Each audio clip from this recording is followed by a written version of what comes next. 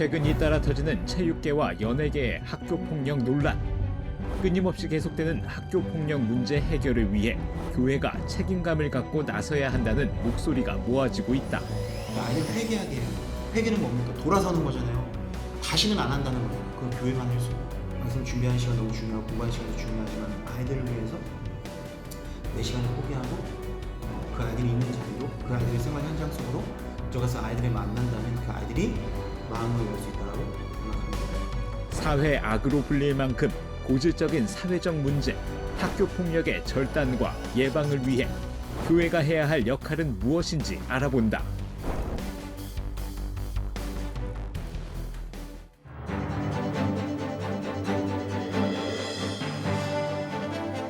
안녕하십니까. 한국교회를 논하다 진행을 맡은 조동천 목사입니다.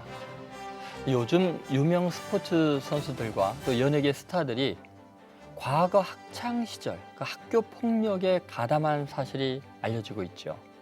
지금 사회적으로 큰 파장이 일고 있습니다. 더욱이 학교 폭력 피해자들의 안타까운 소식들을 우리가 접할 때마다요, 이 같은 사회적 문제에 대해서 교회가 더 큰 책임감을 가지고 앞장서야 함을 다시 생각하게 됩니다. 그래서 오늘 한국교회를 논하다에서는 사회 악으로 끊임없이 접하고 있는 이 학교 폭력 문제를 성경적으로 어떻게 바라봐야 하는지, 또 교회가 함께 해야 할 역할들은 무엇인지 알아보고자 합니다. 오늘 이야기를 나누실 분들을 소개해드리겠습니다. 먼저 영등포 청소년 상담센터의 전윤경 센터장님 나와 주셨습니다. 안녕하세요. 네, 반갑습니다. 또 사단법인 함께교육의 공동대표이신 백선아 대표님 나와 주셨습니다. 안녕하세요. 반갑습니다. 네. 끝으로 소울브릿지 교회 반승환 목사님 함께해 주셨습니다. 네, 안녕하세요. 네, 감사합니다. 네. 학교 폭력 문제를 근절하고 예방하기 위해 이렇게 애쓰시는 귀한 세 분의 패널들을 모시고 다양한 이야기들을 들어보겠습니다. 여러분, 최근 여자 프로 배구계에서 시작한 학교 폭력 논란이 다른 스포츠계와 연예계 등으로 걷잡을 수 없이 지금 번지고 있죠. SNS 등을 통해서 학창 시절 겪었던 학교 폭력 피해자들의 폭로가 계속 이어지면서 사회적 파장이 점점 커지고 있는 것이 사실입니다. 이 학교 폭력 문제가 사실 어제 오늘의 이야기는 아니지만 현 시점 학교 폭력의 심각성이 도대체 어느 정도인지 궁금하기 그지없습니다. 이에 대해서 전윤경 센터장님과 백선아 대표님께서 말씀해 주시기를 부탁드립니다. 네. 학교 폭력은 뭐 어제 오늘 일이 아니고 아주 오랫동안 우리 일상에서 자리를 잡고 있는데요. 도표를 한번 보시면서 함께 이야기를 좀 나눠보시면 피해 응답률을 한번 보시면 2019년도 조사 대비 0.7% 2020년도에 감소한 것을 볼 수 있습니다. 그리고 이제 도표 학교급별로 보시면 초등학생 피해 응답률이 훨씬 더 점점 증가하고 있는 것을 볼 수 있는데요. 꾸준한 학교폭력 예방 교육으로 학교폭력 사안에 대한 민감성은 많이 다소 이제 높아졌는데 피해 연령이 낮아지고 언어폭력, 사이버폭력 등 정서폭력의 영향이 훨씬 더 증가하는 추세라는 것을 좀 주의 깊게 보시면 좋을 것 같습니다. 네, 말씀해 주신 것과 같이 흔히 학교 폭력이라고 하면 저희가 신체를 폭행하는 것만 생각하기 쉬운데요. 방금 보신 것 같이 집단 따돌림이나 또 언어폭력, 성폭력, 그다음에 사이버폭력 등으로 그 양상이 매우 다양화되고 있음을 알 수가 있습니다. 이러한 폭력들은 처음에는 아이들이 사소한 행동으로부터 시작이 되는데요. 이게 지속적이고 또 반복적으로 이루어지다 보면 아이들 사이에서 흔히 재미있다, 재미있어서 그렇게 했는데요 라고 행동을 하게 되는데 그 행동들이 또 의도적이고 또 계획적으로 이 가해 행동으로 발전되다 보면 이 행동들을 입는 피해 학생의 경우에는 정말 치명적인 상처나 결국엔 생명까지도 앗아갈 수 있는 경우가 초래되기 때문에 매우 심각하다고 볼 수 있습니다. 또 마찬가지로 19년도에 비해서 작년 같은 경우에는 다른 유형의 비중이 낮아짐과 낮아진 형상을 볼 수가 있는데 그 중에서도 집단 따돌림이나 사이버 폭력은 오히려 증가됐다는 것을 알 수 있거든요.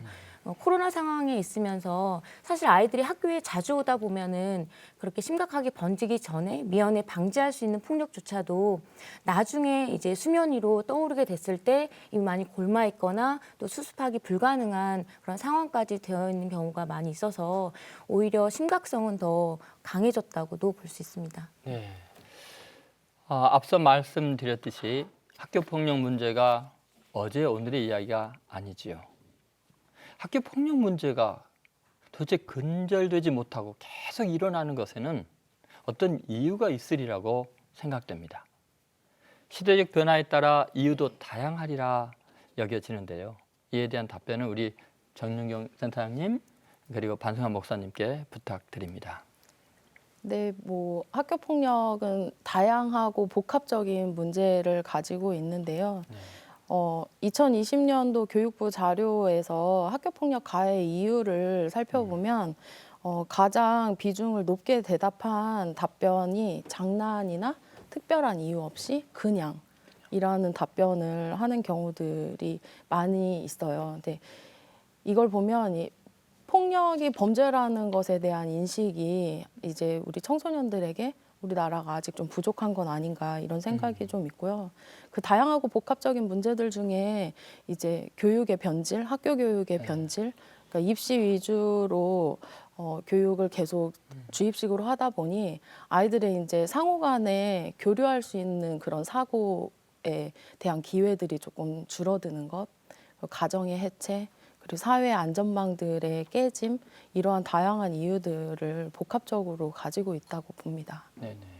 아까도 뭐 학교 폭력이 줄어들었다라는 도표를 보셨는데요. 사실 그 도표에 허점이 좀 있어요. 왜냐하면 학교 폭력은 줄었는데 학교 밖 폭력은 늘고 있죠. 그리고 그 학교 밖 폭력에 대한 그 극악무도한 범죄들이 많이 일어나고 있습니다. 네. 장난이 아니라 그들은 철저하게 어떤 돈과 관련된 도박, 또 어떤 성범죄들 그리고 딥페이크 영상 같은 엠번방 같은 그런 성에 관련된 사업들 그래서 돈과 관련된 문제이기 때문에 더 끊기 어렵고 더 유혹에 빠지기도 쉽고 그리고 그것에 따른 어떤 폭력성도 다 증가하고 있다에 대한 부분에 있어서 우리가 심각성을 좀 고려해야 될 필요가 있고요. 너무 현장에서 많은 분들이 이 부분에 있어서 고민을 해왔고 문제들을 해놨는데 문제들을 대안들을 제시했는데 문제는 코로나 이후에 사이버불링이라고 하는 신조어가 등장할 정도로 학교 폭력에 대한 전장이 넓어졌고 그리고 대응의 한계가 있다. 선생님들이 현장에서 또 행정적인 업무도 보시고 또 아이들을 돌보시는 데 있어서의 한계점이 분명히 있다.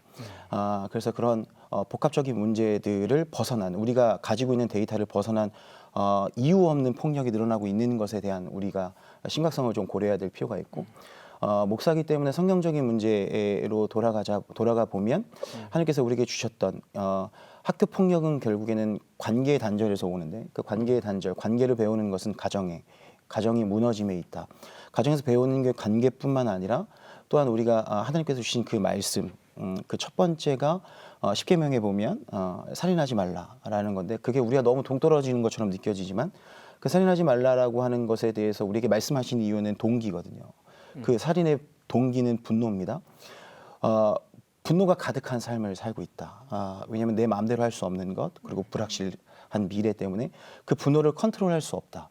근데 그 분노를 컨트롤할 수 있는 건 성령의 열매 9가지 열매 중에 그게 가장 어려운 거예요. 절제. 마지막에 셀프 컨트롤.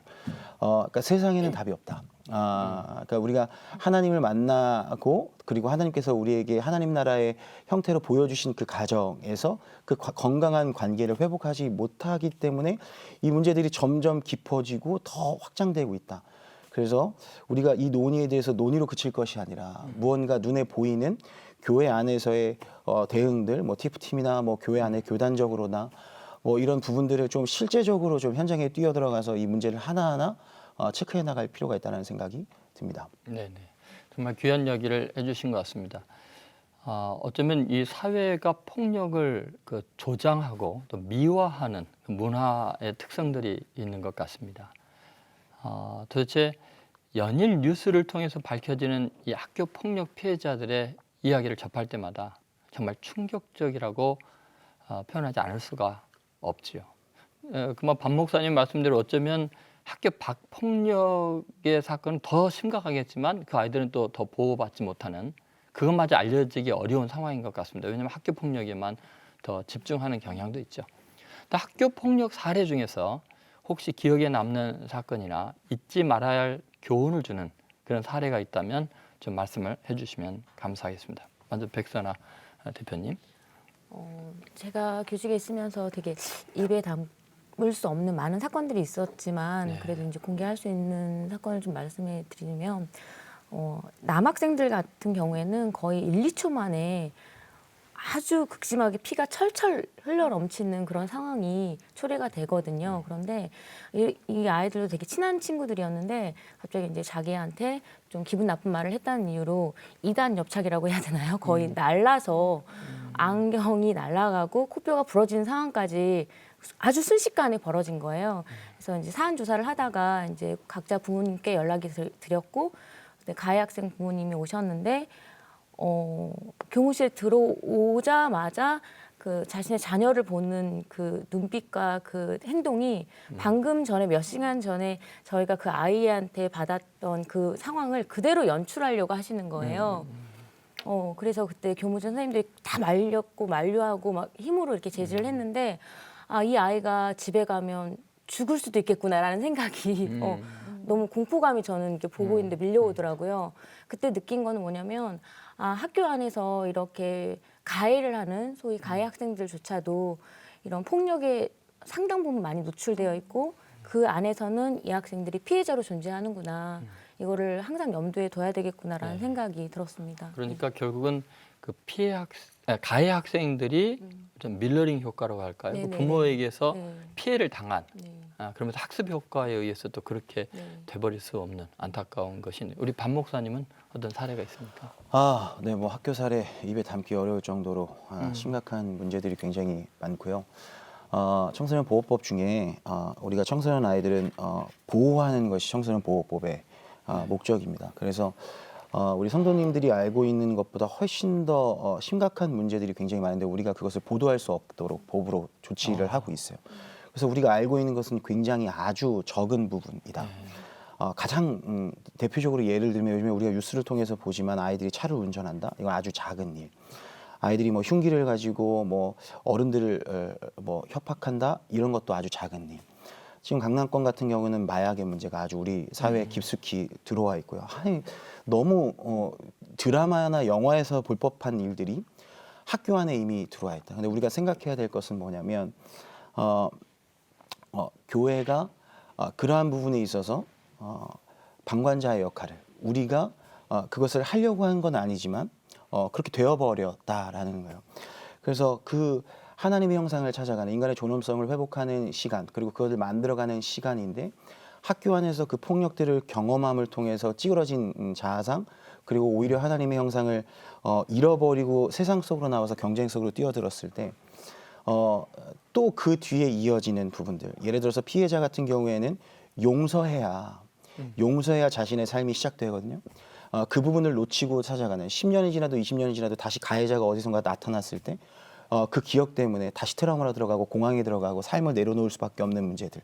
그 문제 누가 해결할 수 있냐면 교회만이 해결할 수 있습니다. 가해자들도 사실 여러분들 잘 아시지만 결국에는 피해자였던 아이들이 많습니다. 생각해 보세요. 누가 그 아이들에게 폭력하는 것을 가르쳤겠어요. 자기가 그것들을 받았을 때 그 상처를 그때 치유받았다면 어떤 어른이든지 선생님이든지 부모든지 그 부분들을 회복시켜 줬다면 그 아이는 그 방법을 다시 내가 피해자가 되지 않기 위해서 가해자로 내몰리는 상황을 막을 수 있는 부분들이 분명히 있다라고 생각을 하고 그래서 뭐 어떤 폭력 사례들을 생각하는 것 여러분이 상상하는 것 이상이다. 그것보다 우리는 그 부분에 있어서 이 학교 폭력에서 가장 중요한 것은 예방이거든요.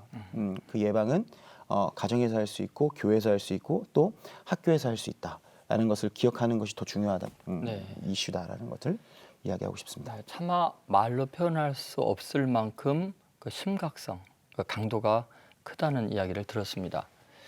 그렇다면 그 피해자들의 고통은 얼마나 클까요? 얼마나 고통스러우면 극단적인 선택을 할 수밖에 없을까요?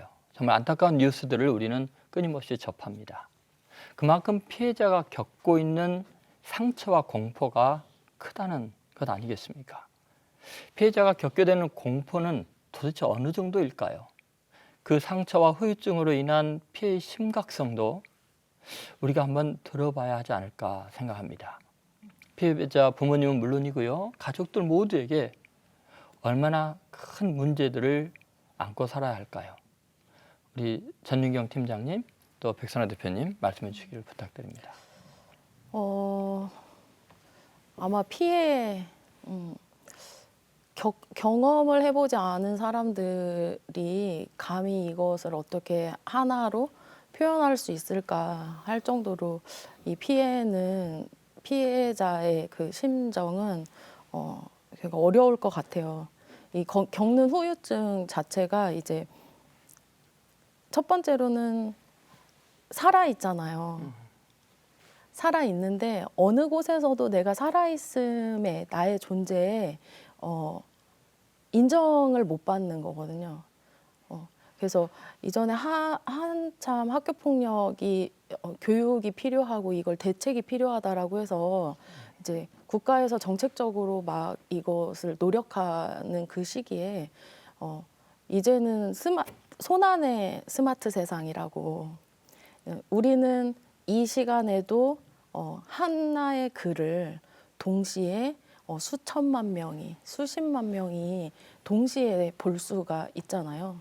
그런 것처럼 지금은 시간, 공간을 다 넘어서서 나의 존재 자체가 인정받지 못하는 그 속에서 오는 좌절감. 그래서 성인이 되더라도 이 상처는 그러니까 학교폭력 피해는 기억이 되는 거고 성인이 되어서도 그 기억은 결국에 흉터로 남는 거고 그 흉터는 사라지지 않는 거죠. 그러니까 학창 시절에 뭐 또래들이 그럴 수 있는 거 아니야? 라고 가볍게 대하는 어른들 혹은 사회. 그러나 이것은 성인이 되더라도 이 트라우마는 흉터로 남는다는 것.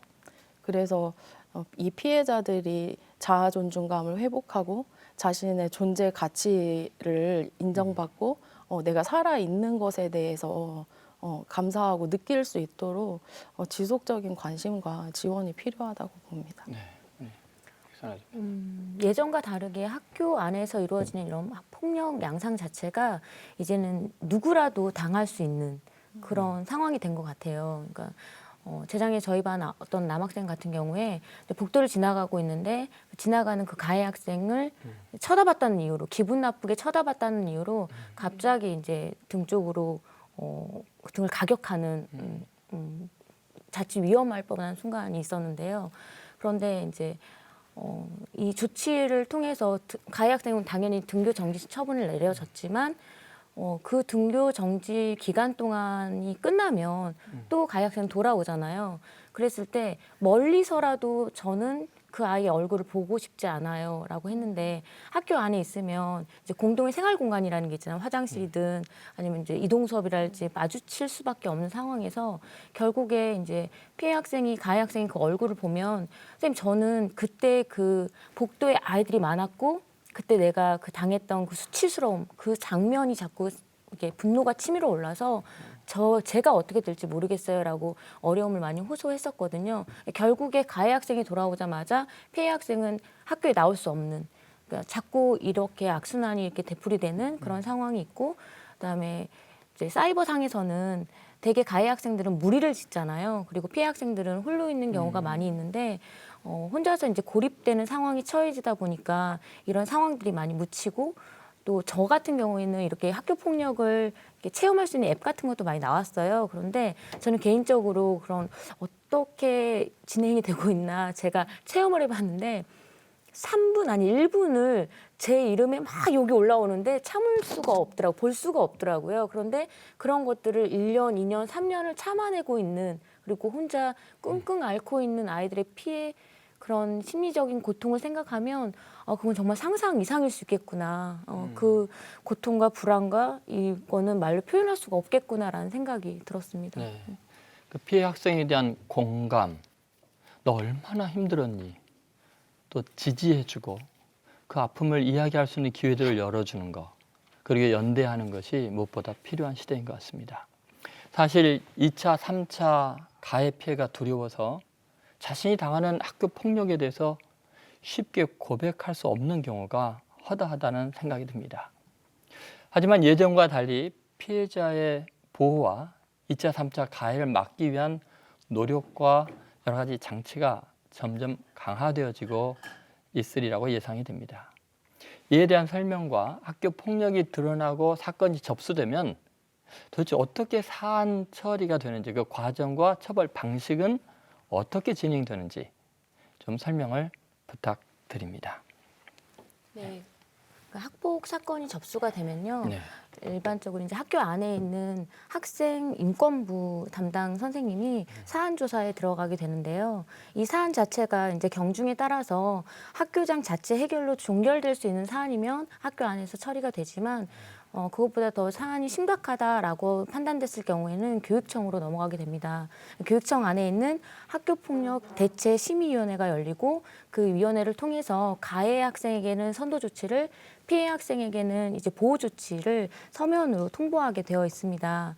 이때 이제 가해 학생의 그 선도 조치에 대해서 사안에 따라서는 생활기록부에 기재도 되고 또 학생뿐만 아니라 가해 학생의 보호자에게도 같이 특별교육을 병행하는 경우가 있고요. 만약에 양측에서 여기에 불복한다라고 판단이 된다면 사안에 따라서는 행정심판이나 소송까지도 이루어지고 있습니다. 이게 학교 폭력이 이제 대부분 학교 내에서 이루어지는 거라고 많이 생각하니까 그냥 교육 이런 정도 선에서 끝나는데 아까 초반에 제가 잠깐 설명해 범죄입니다. 사실 그래서 명확한 사실관계 증명이 서로 필요하고 그래서 그 부분들에 대해서 구체적인 사과를 받고 그 부분을 용서해내는 과정들을 가해자와 피해자 그리고 가해 청소년의 가족, 피해 청소년의 가족 그리고 교회, 학교, 사회가 같이 이 문제들을 물론 절차 있지만 이 절차는 정말 제도 안의 절차인 거고 그 과정에 벗어난 사후 관리의 문제까지 저희가 좀 추가적으로 고민해 볼 문제가 아닐까. 제가 하나 좀 보태자면 네네. 사건이 일어나면 피해자 가해자로 나뉘어요. 재미있는 건 학교 폭력이 일어났을 때 우리가 어른으로서 문제를 해결하는 것은 그들에게 책임을 지게 하고 그리고 또 그들을 화해하게 하는 것도 하나의 목적이잖아요. 조사 과정이나 그 일들이 해결되는 행정적인 절차 가운데 피해자 가해자를 의도적으로 분리시킵니다. 그러니까 결국 당사자인 그 둘은 빠지고 부모들이 나와서 그 문제들을 해결하는데 그 문제들을 해결하려고 하는 부분에 있어서 문제가 더 커지는 것들을 되게 굉장히 많이 봐요. 그러니까 이런 제도적인 부분들에 대해서 우리가 전문가 양성이 정말 필요한 이유가 결국에는 피해자와 가해자가 그들이 마음속에 있었던 어떤 이유이건 불문하고 그것들을 풀어낼 수 있는 물론 그것에 대해서 책임을 지지만 그 둘이 쌓여있던 앙금을 풀어내야 다시 그 한 공동체에 들어와서 그 문제를 해결하고 그것들이 해결됨을 통해서 공동체가 건강해지는데 우리는 지금 분리 그리고 그 아이들을 그냥 학교 밖으로 내몰아서 피해자들만을 위한 그런 것에 너무 집중하고 있지는 않은가에 대해서 한번 고민해 볼 필요가 있다는 생각을 하게 됩니다. 네. 그 가해자의 치유의 문제, 이것도 또 화해 문제, 이것은 굉장히 중요한 사회의 건강성을 회복하는 데 중요한 문제인 것 같습니다. 피해자가 겪는 고통, 이것이 이제 가해자를 처벌한다고 해서 없어지는 건 아니죠. 진정한 화해가 이루어져야 할 텐데 피해자들의 상처를 치유하기 위해서 도대체 어떤 구체적인 노력들이 필요한가? 이에 대해서 우리 전윤경 또 우리 팀장님 그리고 또 방송환 목사님 한 번 더 말씀해 주시면 감사하겠습니다. 이게 보통은 이제 위로할 때 위로의 오류, 그러니까 사과를 할 때 사과의 오류가 조금씩 있어요. 네. 그러니까 예를 들면 A라는 친구가 갑자기 사고로 아버지가 돌아가셨을 때 네. 이 상황이 경제적으로 갑자기 어려워지고 힘들어서 내가 너무 감당하기가 어려워 이 얘기를 했는데 B가 위로를 하고 싶은 거예요. 정말 마음이. 그런데 괜찮아. 너는 엄마라도 있잖아. 난 더 어렸을 때 부모님이 안 계셨어. 이렇게. 그러면 A라는 친구를 위로하고 싶었어요. B는. 그러니까 사과도 비슷한 것 같아요. 네가 그렇게 생각하는 줄 몰랐어. 그렇게 느꼈다면 미안해. 사과는 내가 구체적으로 어떠한 행동을 의도가 있었던지 없었던지 상대방이 아팠다면 그 구체적인 행동을 다시 하지 않겠다라는 약속과 함께 진전성 있는 사과를 해야 하는데 의사소통을 하는 과정에서 잘 배우지 못하는 것 같아요. 가정 내에서든 학교에서든 사회에서든 교회 안에서든. 그러니까 가해 청소년은 사과를 했어요. 피해 청소년은 잊혀지지가 않아요. 진정성 있는 사과를 잘 배우는 것, 그 오류를 좀 해소하는 것, 그런 교육들도 좀 필요하지 않을까. 네.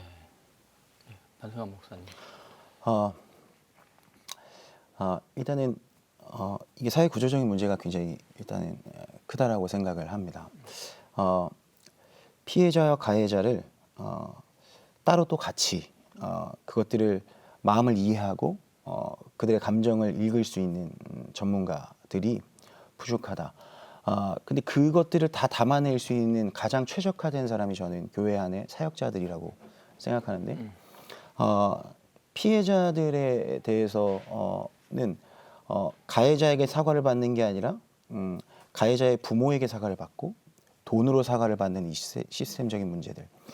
그 부분을 우리가 어떻게 그 전문가들 사람을 통해서 브릿지 역할을 하는 어른의 역할을 통해서 그 아이들을 회복시킬 수 있는가에 대해서 고민해 볼 필요가 있고, 가해자들은 이게 굉장히 심각한데 10명 중에 7명이 1년 내에 재범률이 굉장히 높게 나타납니다. 그 이유는 뭐냐면 진짜 지금 사법당국이나 모든 분들, 특히나 소년원이나 위탁시설에 있는 분들이 진짜 자신의 모든 삶을 갈아 넣을 정도로, 왜냐하면 인력이 부족하기 때문에.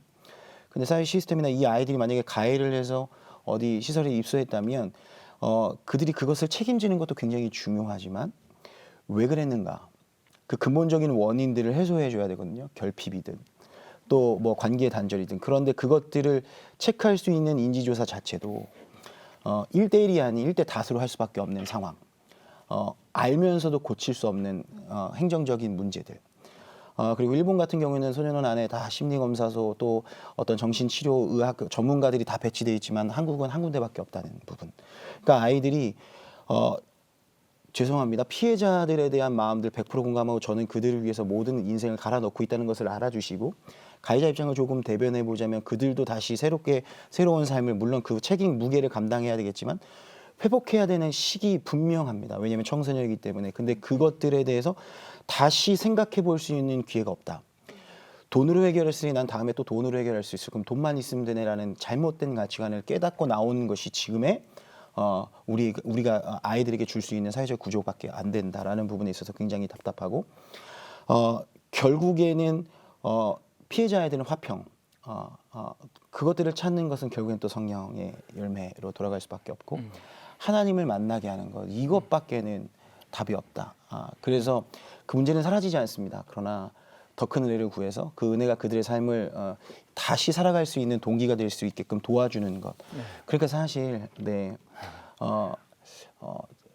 저희 교로 오세요. 농담이고 부모들이 이 부분에 있어서, 그리고 학교 선생님들이 이 부분에 있어서 전문가라고 생각하지만 그렇지 않습니다. 그런데 이 부분에 있어서 전문가들이 있어요. 그분들을 찾아가면 이 부분들에 대해서 도움을 받을 수 있고, 또 이 부분이 굉장히 자신의 인생에 있어 부모들이 자녀들을 자신의 삶의 어떤 하나의 전리품, 스펙이라고 생각하기 때문에 내가 피해자의 부모인 것도 창피하고 가해자의 부모인 건 더 얼굴을 못 들어서 나눌 수 없는데, 그것들을 나눌 수 있는 먼저 멘토들을 찾고 그 전문가들을 찾아 나서면 이 문제들은 충분히 해결될 수 있는 문제들이다라는 것들을 생각해 볼 수 있었으면 좋겠다. 네. 아마 지금 그 반 목사님께서 네. 피해자의 아픔, 가해자에 대한 후속 조치까지 여러 네. 가지 이야기를 해주신 것 같습니다. 성경에도 보면 그 폭력의 문제가 처음부터 시작이 되거든요. 아담의 첫 아들인 네. 가인이 그 아벨을 돌로 쳐 죽인 사건부터 시작을 해서 사실 뭐 요셉이라는 하나님의 사람이 폭력의 피해자에게 가정 폭력으로부터 뭐 직장에 나가면 이제 형들과 함께 일하러 가는 게 학교나 마찬가지로 거기 가서 결국 이제 폭행을 당하고 이렇게 노예로 팔려가는 일인데 그 폭력의 문제를 가해자나 피해자를 다 치유하는 사건이 창세기 전체 흐름 속에 흘러 있는 거죠. 그래서 정말 하나님의 말씀을 다시 한번 우리가 되면한다면 굉장히 좋은 정말 피해 학생이 요셉처럼 시대를 구원한 인물이 될 수 있는 길들이 성경에 있지 않나 하는 그런 생각도 듭니다. 자, 학교 폭력 가해자들을 위한 처벌 아마도 계속된 관심과 지도가 필요하리라 여겨집니다. 가해자에게 처벌을 하는 것, 뭐 그것은 죄를 깨닫게 하는 데 의미가 있고 반복하지 않게 하는 데 중요하겠지만 그 처벌 후에 이들에 대한 그 관리 또 한계점 이게 존재하리라고 생각하는데요. 그냥 가해자를 처벌하는 것 끝나는 게 아니라 새로운 삶으로 소망을 갖게 하는 어떤 방법들이 있을까? 거기에 대해서 우리 백선아 대표님 또 반승환 목사님 좀 부탁합니다. 네, 저 반 목사님 얘기를 듣다 보니까 반 목사님이 학교에 정말 계셨으면 좋겠다 이런 생각이 드는데요. 불러주세요. 네, 진짜로 네. 가해자들에게 선도 조치를 아까 제가 행정 조치를 말씀드렸는데 그 절차밖에 할 수 없다라는 사실이 되게 안타깝거든요. 네. 그러니까 더 이상 할 수 있는 전문가도 아닐 뿐더러 가해 학생들조차도 이런 선조 조치에 대해서 그렇게 심각하거나 또 성실하게 이행하지 않아요. 항상 그 과정에서 이것조차도 성실하지 않고 또 부모님조차도 생계형이 뭐 되게 많기 때문에 낮 시간에 시간을 꺼내서 특별교육을 받으러 오신다던가 이런 것들조차를 되게 힘들어 하시거든요. 근데 정말 가장 힘든 건 또 학교 선생님들인 것 같아요. 언제부터인가 이제 학생부라는 그 부서 자체는 교사들에게 굉장히 깊이가 되는 부서가 됐어요. 네. 왜냐하면 병원으로 보면 응급실과 같거든요. 사안이 너무 없으면 불안하고요. 또 사안이 터질 때는 뭐 굉장히 많이 급격하게 몰려쳐 오거든요. 그런데 그 안에서 이제 교사 자신이 전문가가 아니기 때문에 도움 줄 수 있는 사안에 대해서 한계가 있고 또 이미 처리가 된 사안보다 지금 이 순간에도 다시 또 터지고 있는 그 사안들이 계속 오기 때문에 이거를 처리하는데도 바빠서 교사의 본 업무인 수업조차도 하지 못하는 경우가 많이 생기기 때문에 진짜 학교 안에 전문가는 필요하다. 네. 라고 선생님들이 공통적으로 생각하고 계십니다. 네. 네, 반 목사님. 많은 성도분들이 좀 우리 학교 안에 계신 선생님들 그리고 청소년 사역을 하는 분들을 많이 좀 위로해 줬으면 좋겠어요. 오해가 있는데 정말 이분들은 자신의 가정, 자신의 삶을 또 돌보지 못하고 아이들에게 지금 최선을 다해서 지금 하고 있다. 왜냐하면 시간이 없어요, 정말 선생님들. 너무 바빠요. 진짜 물리적으로 그리고 재정적으로 이 일들을 하고 있는 우리 선생님들에게 좀 그런 부분들을 좀 물리적인 부분들을 좀 도와주시면 사실 이 부분은 해결될 수 있다라고 저는 생각합니다. 예를 들어서 가해자 아이들이 그 책임을 지는 과정 가운데 재판의 과정 가운데 보면 우리가 일반 절도 사건 같은 경우에도 어른들은 뭐 선고를 하고 결심을 하고 많은 뉘우칠 수 있는 시간, 자기를 돌아볼 수 있는 시간이 있어요. 여러분 아시지만 재판 가기 전까지 얼마나 떨립니까? 그 시간이 사실은 돌아볼 수 있는 시간인데 아이들 재판, 소년법 재판은 10분 단위로 쪼개져요. 10분 단위에 3개, 4개 사건이 들어와 있는 거예요. 변호사도 필요 없어요. 이미 다 어른들의 잣대로 다 이미 판단하고 그러니까 아이들에 대해서 왜 이 아이가 대체 이럴 수밖에 없는가에 대해서 한 번만 짚어줘도 아이는 그 부분에 있어서 눈물을 흘리면서 돌아볼 수 있는데 그럼 물리적인 시간이 없는 거예요. 2분 안에 재판을 마쳐야 된다? 그럼 도대체 이 아이에게 우리가 무슨 이야기를 해줄 수 있겠어요? 그런 부분들에 있어서 우리가 정말 이 부분에 있어서 관심을 가지고 사회 입법이나 뭐 이런 모든 부분에 있는 어른들의 행동이 필요하다. 적극적인 행동이 필요하다. 아이들에게 투표권이 필요해요. 이런 얘기를 하는 이유가 우리 안에서 많은 이야기를 하는 이유가 아이들에게 투표권이 있다면 자신들의 권위에 대한 부분, 자신의 인권에 대한 부분들을 충분히 목소리 낼 수 있고 그걸 들을 수 있거든요. 듣지 않는 어른들의 문제에 네. 굉장히 짚고 싶고요. 네, 그렇군요. 그리고 이슈가 될 때, 관심이 있을 때는 이 사역을 하는 선생님들과 또 이 사역을 하는 청소년 사역자들에게 관심을 줍니다. 그런데 여러분 생각해 보세요. 평상시에는 관심 없잖아요. 학업에 대한 부분들에 대해서 만 관심이 있고, 그래서 이 부분을 하는 사람들이 끝까지 이것을 업으로 삼기가 어렵다. 네. 도움을 드리고 싶어도. 네. 그래서 그 부분들을 이 두 가지가 같이 관심으로 서포터 될 때 이 부분들은 충분히 해결될 수 있는 문제이다. 네, 이렇게 네. 아마 전문가시고 그 현장에 있으시기 때문에 네. 구체적인 것들 이야기할 수 있는 것 같아요. 특별히 세 분 모두가 제가 참 감사한 게 학교 밖의 위기 아이들을 위해서 정말 사명감을 가지고 노력하시는 게 너무 감사해요. 왜냐하면 그래도 학교는 제도적으로 보호를 받고 선생님들 계시는데 학교 밖의 아이들을 위해서 정말 모든 걸 내려놓고 헌신하시는 모습이 존경스럽습니다. 특별히 하고 계신 사역들을 좀 세 분이 소개해 주셨으면 좋겠는데 전 팀장님부터서 부탁합니다. 그 학교 밖 청소년들을 지원하는 꿈드림 센터가 있어요. 전국에 한 230여 개가 있고요. 이제 국가도 제도권 밖으로 나가는 학교 밖 청소년들에 대한 지원은 이제 중요한 문제가 되었다라고 인식을 하면서 한 5년, 6년 차 지금 사업을 하고 있는데요. 검정고시, 자기개발, 뭐 자격증 취득, 자활 자립, 진로의 문제 이러한 부분들을 이제 저희가 멘토를 하면서 지원을 하고 있고요. 지금 제가 있는 곳에서는 최근에 실제로 이 친구들이 자립하고 자활하고 스스로 살아낼 수 있는 기반을 좀 마련하고 싶다.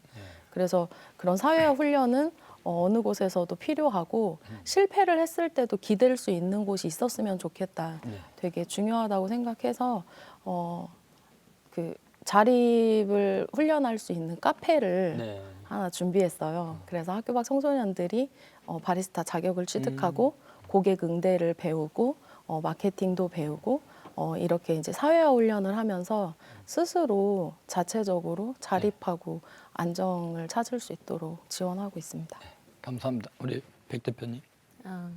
그 학교 밖 아이들이 이제 돌봄을 넘어서 내가 어떤 것들을 다시 학습할 수 있는 힘을 기를 수 있도록 도와주고 싶었어요. 그래서 몇몇 선생님들과 오랜 전부터 아이들이 정말 학습에 대한 동기가 일으키고 그리고 거기에 대해서 이거 되게 재밌는데 의미도 있어요 저한테. 그런 프로그램들이 많이 생겨났으면 좋겠다라고 생각을 했고 거기에 매력적인 학습 프로그램을 많이 만들어내는 게 또 저의 역할이라고 생각을 하고 있습니다. 네. 네, 감사합니다.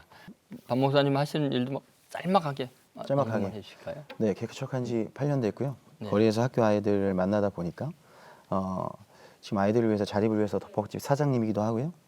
네, 그리고 이번에 대한예수교 장로회 합동 측 총회 유지재단의 이름으로 서울시 위탁형 대안학교를 교회 이름으로는 거의 처음으로 저희가 위탁을 받아서 그 아이들을 또 학교 측면에서 도와주고 있고 또 학부모 상담도 하고 있고 학교 선생님들 컨설팅도 해드리고 있고 뭐 그렇습니다. 네, 감사합니다.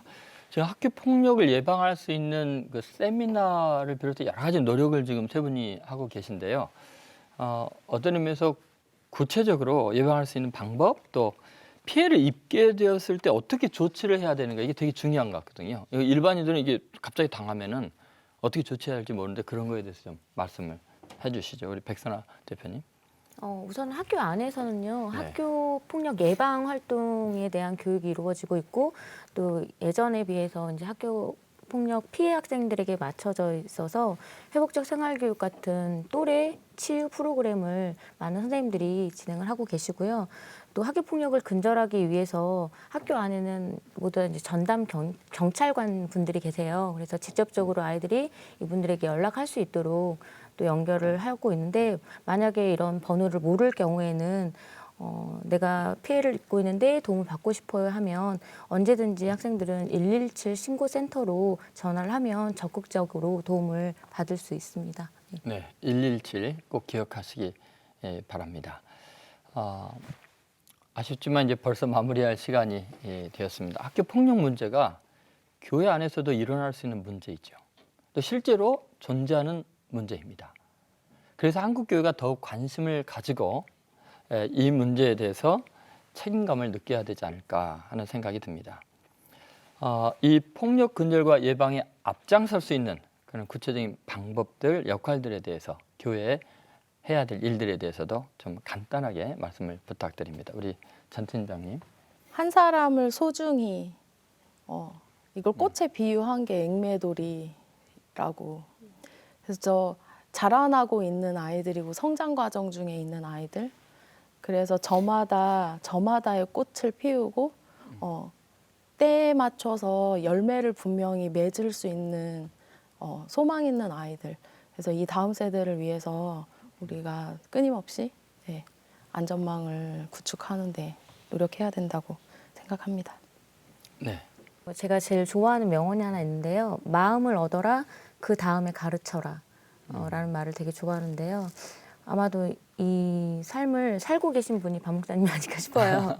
그런데 가해 학생이든 피해 학생이든 사실 이들에게 편견 없이 바라봐 줄 수 있는 따뜻한 어른이 선생이기 전에 그 어른이 존재해 주는 거, 그런 어른에 대한 가르침, 믿음, 이런 또 정말 갈 곳이 없거든요. 이 아이들이.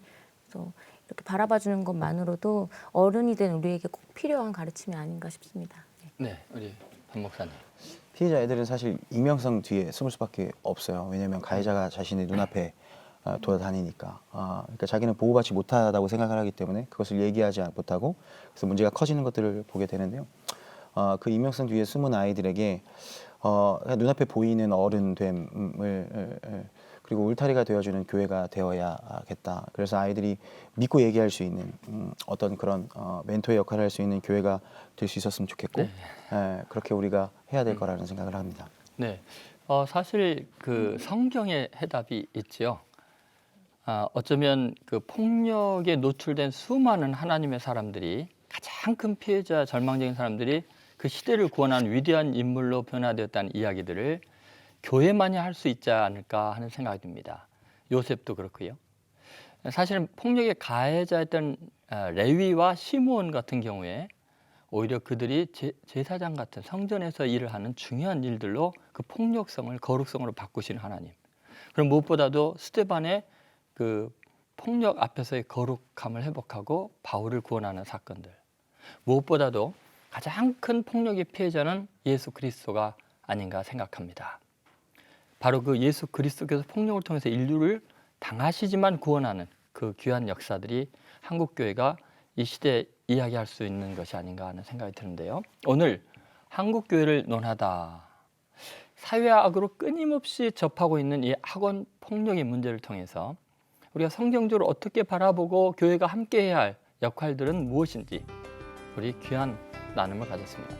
한 아이가 자라기 위해서는 온 마을이 필요하다. 이 말처럼요. 자라는 우리 아이들을 위해서는 교회는 지역과 함께 연계해서 끊임없는 관심과 보호, 기도와 사랑을 쏟아줘야 함을 다시 한번 깨닫게 되는 시간이었습니다. 학교 폭력, 더 이상 남의 이야기가 아닌 우리 자녀 세대들의 이야기인 만큼 많은 관심과 기도를 부탁드립니다.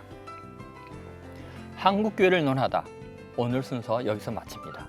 함께해 주신 여러분 고맙습니다.